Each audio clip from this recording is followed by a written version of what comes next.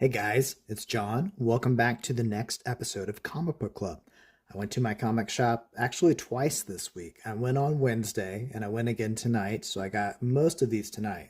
But I went on Wednesday as well because Mark Spears had released his Trick or Treat blind bags of The Monster and the Wolf #1. So this is the one I got. This is actually one of the Trick comics. It's A74, a Trick cover. So it's one of the ones that's not printed as much. When I looked it up on eBay, I think a lot of people were already selling them for around $40, but I plan on keeping mine. I was really hoping to get the main cover. I don't know if that'll show up on camera. Let me see if I can focus it. I love that cover. Being a fan of the old Universal monster movies, especially the Wolfman series and Frankenstein. Frankenstein meets the Wolfman is one of my favorite of those films. And so that just evokes those kinds of thoughts back to me when looking at it. But this is still all right. It's a fun little Star Wars homage cover, and it's also an homage to his first, one of the variant covers of his first issue of Monsters. As you can see, Wolfman has taken that first issue. As we have his paw here, and he's crossed off some stuff, and he's added things in, much like Emperor's New Groove with Cusco telling the story. So it's a fun kind of variant cover. It'd be more fun if I had that cover of Monsters, but it's okay. I'm happy to get it. I'm not trying to strike it rich. I just want to get the story. So I got that. And then another one of my pickups, I wasn't able to get this as a pull because I didn't, when I found the first one, it was too late to go ahead and pull the second one. But I have them pulled now. This is the TMNT Journeys, which is retelling some 2002 stories from Peter Laird. And so I think it's volume 4 of Turtles with Peter Laird. No Eastman, just Laird. But the first one was pretty good, so I got the second one now. And then third one's on my pull list. And then, moving to some other sections of the store, I found Nick Fury, Agent of S.H.I.E.L.D. #1. I have some other of these, especially around in the 40s area, when he's like going against Baron von Strucker. But seeing #1, I was like, all right, let's grab that. And then Lethal Foes of Spider-Man #4. That's another one I have #1 of. So I need to get 2 and 3. And then Atlantis Attacks. I'm getting closer to finishing off that storyline with the Spectacular Spider-Man. And then X-Men 2099 #5. In a previous video, I had gotten the 4-pack that had 1 through 4. Really liked the story.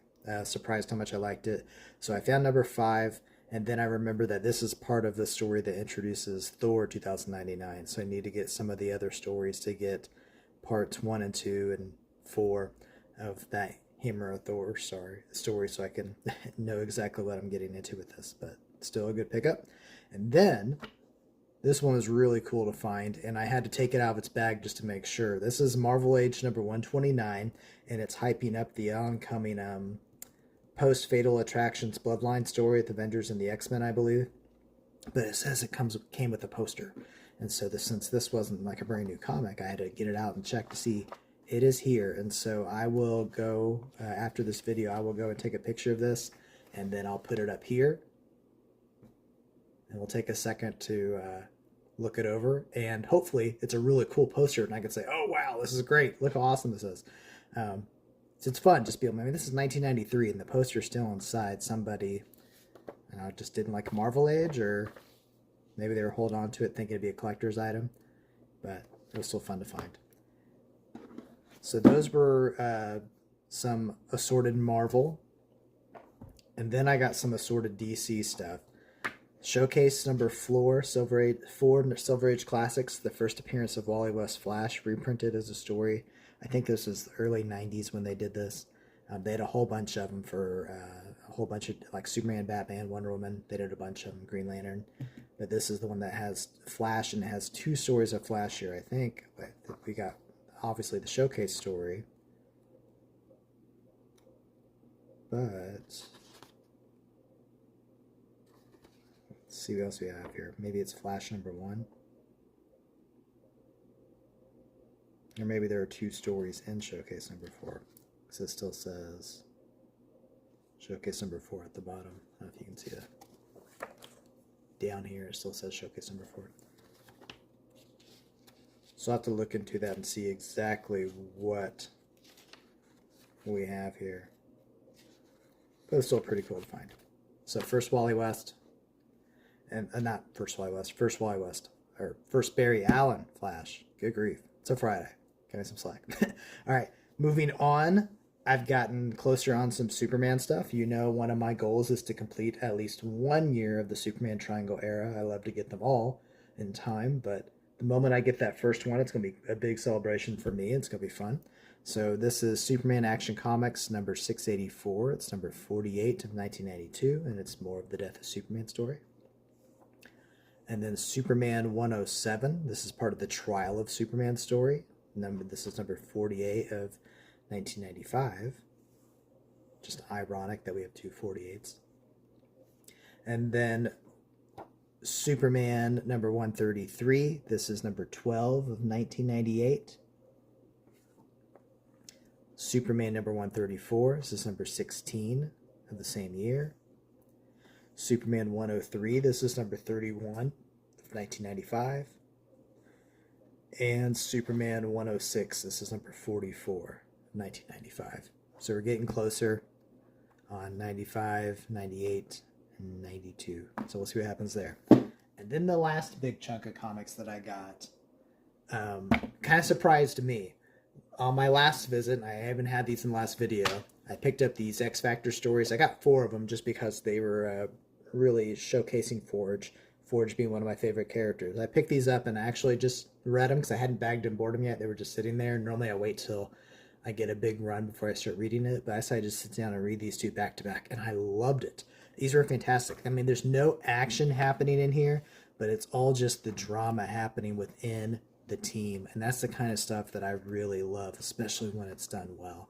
So we have Mystique, who's been forced into joining X Factor, and she's trying to work her way out of it or get some leverage or control over people. We have Wildchild, who's trying to prove his worth and prove his keep, and he's really trying to be a good boy, and especially for Val, because he has something he wants to do with Alpha Flight.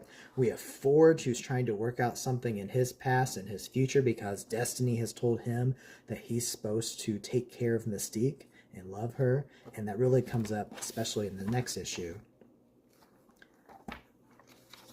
We can see them kind of interacting here.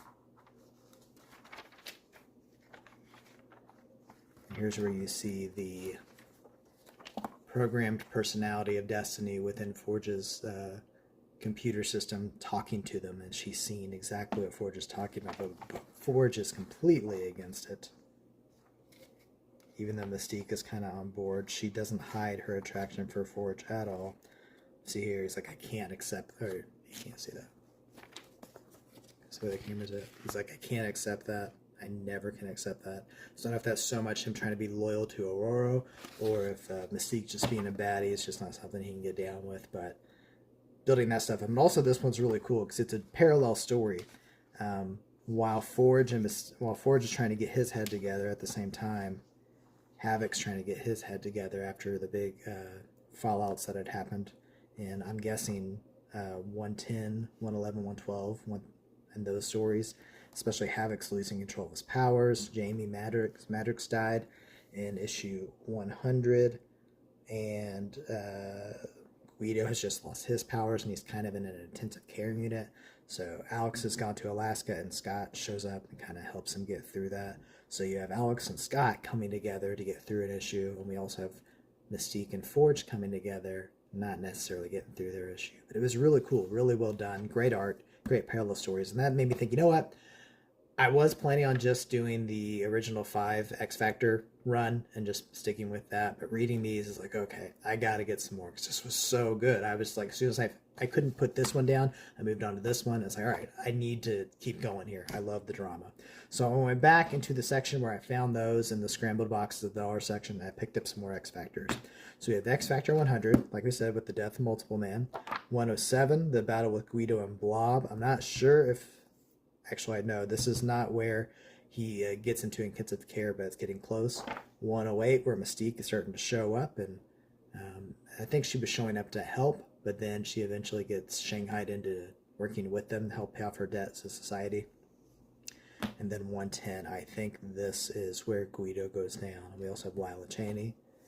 And then the fallout from that, actually, 110, I didn't find 111, but we have the fallout in 112. You can see Havok out of control. And then 113, we have Fatale. And Fatale also was showing up in these issues. We see her talking to an off-panel character who we eventually find out it's Dark Beast. And so Fatale is working for Beast, and we also get kind of information that she was made by Dark Beast, it seems. And then number 116, we have Wild Child, and we get Alpha Flight, which is what he's wanting. He's wanting some interaction with them. Not necessarily sure if he's wanting to get some kind of revenge, or if he's wanting to prove his worth, or see his friends again, or what.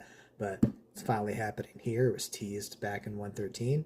And then also 117.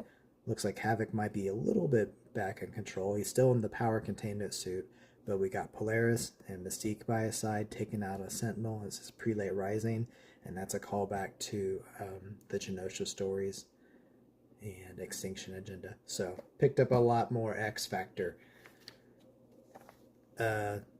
Yeah. So it was a good visit to the comic shop. I got some things, like I was very focused on getting Superman stuff I needed to complete. Got a little off track with a new collection starting up. And then, of course, we got some other cool stuff too. Of course, with the TMNT continuing, Monsters, new poster, and then there's some other assorted lines that I'm also picking up. So it was a good stop. So much of this stuff. I know I harp on this so much at the end of my videos, but I don't know, it's kind of becoming like my thing. And I guess I just want to encourage you, go to your comic shops if you're not, and go into these back sections. Of course, some of you guys might have never left comic books, so you already have all this stuff. You're like, yeah, John, great job. You're finally getting some stuff. But for those of you who have, if you were someone who was kind of like an in and out comic person growing up, and now you're at a time where you could just start getting into comics just to read. And I know digital's right there, and some of it's going to look in much better quality, but you're going to just end up reading the things that you think about, versus when you go into the shop, you're going to get into things that you might have never even thought about reading or considered. All of this Superman. I have 3 short boxes of Superman now from 88. Actually, I have some Bronze Age too and some Silver Age. I have so much Superman that I never expected I would ever have. I mean, I liked Superman, but he wasn't like someone I was going to be reading as a character. And now I have years of collection on him. X-Men 2099, getting the Atlantis attack stories, and like I'm also working on Execute Your Song and all these annuals. Nick Fury, this next run of X Factor here. There's just so much stuff you can get into if you just go and check it out. So that's going to be my thing. Go to your comic shop, check it out, and see what catches your eye. All right? See you next time.